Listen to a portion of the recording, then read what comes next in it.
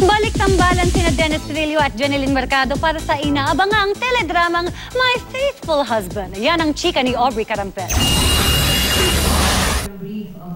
Matapos ang 5 taon, muling magsasama sina Jeneline Mercado at Dennis Trillo sa upcoming GMA primetime series na My Faithful Husband. Mukhang dininig daw ang request ng kanilang fans na muli silang pagsamahin sa isang TV project.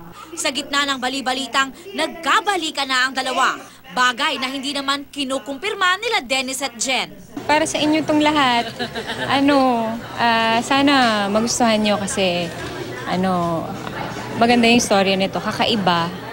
Iba siya dun sa mga ginawa na namin noon, kaya interesting. 2010 ang huling magkasama sina Den at Jen sa GMA Cinenovela na Gumapang Ka sa Lusak, kung saan daw sila na-develop at naging magkasintahan. Posible naman siguro. Oh. Hindi ko alam hindi naman nasusukat yun di ba? So, mahirap pangunahan yung mga bagay-bagay. Hindi pa namin alam. Si Jen naghahanda na rin sa kanyang pagrampa bilang #1 sexiest woman sa victory party ng isang men's magazine sa susunod na linggo.